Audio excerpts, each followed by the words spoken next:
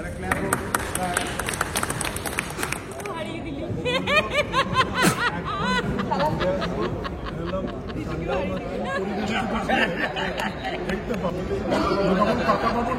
আছে। আচ্ছা, আমি কি আমার নিজের পদ্ধতি এবার একটু বলতে পারি যে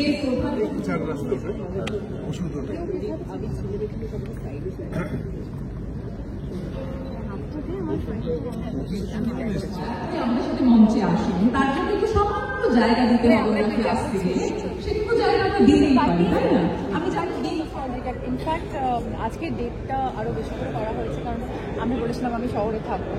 একটা মেডিটা পয়েন্ট যে আমি শহরে থাকি এবং আমি আসতে পারবো, বিকজ এই মানুষটা আমাকে এত স্নেহ করেন এবং আমি এই মানুষটাকে এত রেসপেক্ট করি যে সেখানে আমাদের একটা অন্যরকম বন্ডিং, মানে বাবা মার সাথে সেই সময় থেকে প্রভাবটার বন্ডিং, এবং আজকে মা বাবা কেউই নেই, তাই মনটা আরও খারাপ লাগছে। মা থাকলে মাও মিস করতেন প্রভাবটাকে। তো ভীষণ একটা বিশ্বাস, ট্রাস্ট আর একটা ভালোবাসার জায়গা। তো সব কিছু নিয়ে আজকে এই মুহূর্তটা খুব স্পেশাল, এবং আরও ভালো লাগছে যে প্রভাবদা আবার কাজে ফিরছেন এবং দারুণ একটা মেলবন্ধন হচ্ছে। এই বলাই বানানো হবে রবীন্দ্রনাথ ঠাকুরের ছোটো গল্প, এবং প্রভাত ক্রিয়েশনস থেকে এটা একটা দারুণ ব্যাপার, নিজের প্রোডাকশন, এবং আমি একটাকে অনেক সাধুবাদ জানাই এই জন্য। সে হ্যাজ রিয়েলি ওয়ার্ক হার্ড এই পুরো জিনিসটা টুগেদার করতে। আর আমার কাছে তো প্রভাতদা সবসময় স্পেশাল থাকবেন, ছিলেন, আছেন, কারণ আমার প্রথম সেলুলয়েডে আত্মপ্রকাশ ওনার হাত ধরে শ্বেতপাত্র থালার মতো একটা অপূর্ব ছবি, যেটা সেই বছর ন্যাশনাল অ্যাওয়ার্ড পেয়েছিল বেস্ট ফ্যামিলি ফিল্ম হিসেবে, এবং আমাকে উনি এত সুন্দর, ইনফ্যাক্ট সেদিনকে আমি একটা ইন্টারভিউ দিয়েছিলাম, একটা মানে একটা পোর্টালে বেরিয়েছিল আমার কথা, এবং প্রত্যেকটা অনেক ছবির ইনসার্ট ছিল, তার মধ্যে যেই ছবিগুলোতে আমি কাজ করেছিলাম প্রভাতদার সঙ্গে। এত ভাল লাগলো দেখে, সেটা খুব সুন্দর করে সাজিয়েছিল। তো আবার সেগুলোতে মানে ফিরে দেখলাম। আর একটা কথা বলতে চাই যে মানে উনি এত ভার্সেটাইল একজন বড় মাপের পরিচালক, মানে গান লিখছেন, সংলাপ লিখছেন, সেটাই ভাবছেন যে এত সুন্দর সংলাপ, এত বোধ, সিনেমার বোধ এত বেশি, এবং কমার্শিয়াল এলিমেন্ট ওনার মধ্যে এত সংলাপে, যে সেই প্রত্যেকটা ছবি দেখলে বোঝা যায় যে কি নিখুঁতভাবে উনি সিনেমাকে বুঝতেন, ক্যারেক্টার বুঝতেন, এবং প্রত্যেকটা ক্যারেক্টারের মধ্যে কী ধরনের সংলাপ হবে সেইটার যে একটা অপূর্ব ক্ল্যারিটি ছিল ওনার, মানে ভাবা যায় না। সেটা আমাদের কাছে খুব পরম পাওয়া, ওনারটা আমাদের কাছে পরম পাওয়া। এবং আমার খুব শীঘ্রই একটা ছবিও আসছে পুরাতন, এবং সেখানেও আমি আমাদের যে প্রধান অভিনেত্রী ছবিতে শর্মিলা ঠাকুর, তার সাথেও প্রচুর প্রভাতদাকে নিয়ে ডিসকাশন হয়েছিল, কারণ প্রভাতদার মঙ্গলদ্বীপ ছবিতে শর্মিলা ঠাকুর এসেছিলেন, কাজ করেছিলেন, এবং তারপরেও শক্তি সামন্তর সঙ্গে যখন প্রভাতদার অ্যাসোসিয়েশন, সেখান থেকে শর্মিলা ঠাকুরের সাথে ওনার অনেক দিনের অ্যাসোসিয়েশন। তো সব মিলিয়ে আজকে আমার খুব এই মুহূর্তটা খুব স্পেশাল আমার কাছে, যে প্রভাতদার এই মুহূর্তটার সাক্ষী হয়ে আমি থাকতে পারলাম, এবং আমি প্রভাতদাকে অনেক অনেক উইশ করি যাতে ওনার দীর্ঘায়ু কামনা করি, এবং উনি আরও অনেক কিছু রেখে যান, কাজ রেখে যান আমাদের মাঝখানে, এটাই চাই। আমার জন্মদিনে লাগছে, খুব ভালো, দারুণ লাগছে। আপনাকে ছবি তুললে ভালো লাগবে না? আচ্ছা, ছেলেবেলার জন্মদিনগুলোকে মিস করেন? ছেলেবেলা মিস করি, যে তখন মা ছিলেন, বাবা, বোনেরা, ভাই বোনেরা সবাই মিলে করতে পারে, এখন বন্ধু বান্ধব মিলে করছি।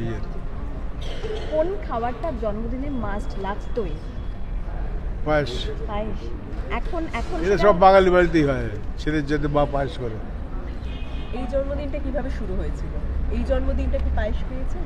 হ্যাঁ, সেটা বোধহয় মেয়ের হাতে বানানো। নতুন জামা নিয়ে উন্মাদনা থাকে, বা উপহার নিয়ে উন্মাদনা থাকে? জন্মদিনে উপহার পাওয়া, উপহার একটাই, বারো নয়, চকলেট। আমি দিচ্ছি ডার্ক চকলেট, 75%। জন্মদিনের শুভেচ্ছা জানাচ্ছি। আমি চাইও আবার ছবি করব। ক্ল্যাপস্টিকেরও 1 বছর তার সাথে। হ্যাঁ, ক্ল্যাপস্টিকটা এখনো আমার পড়া হয়নি, আমি বলতে পারছি। দাদার সঙ্গে কাটানো কোনো স্মৃতি এই মুহূর্তে শেয়ার করতে চাইবেন? ও ঠিক আছে, ও তো ভালো মানুষ, আমি বদমাইশ ছিলাম। বদমাইশের সঙ্গে মানে দাদার কোনো সম্পর্ক থাকতে পারে?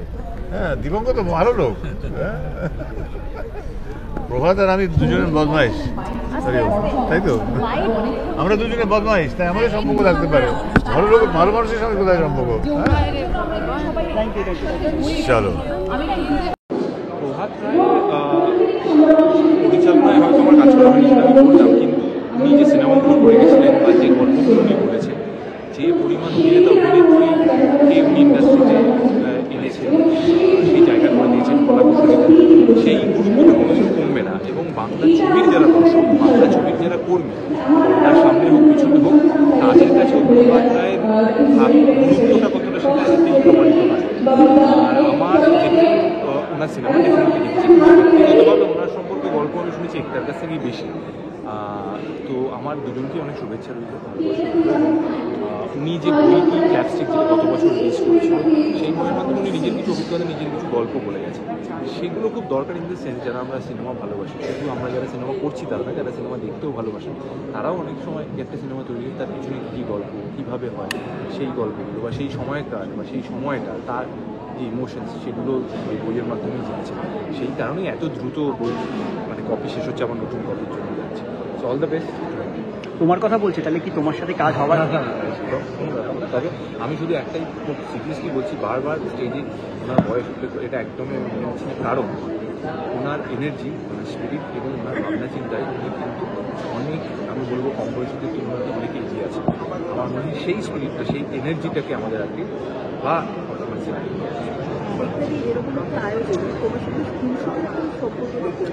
একটা তো অ্যাকচুয়ালি ও তো আমাকে দাদাও বলে, কিন্তু দাদাদের তো যেরকম বোনেদের কাছ থেকে বকুনিও খেতে হয়, আবার বোনেদের খেপানোর একটা অধিকারও আছে।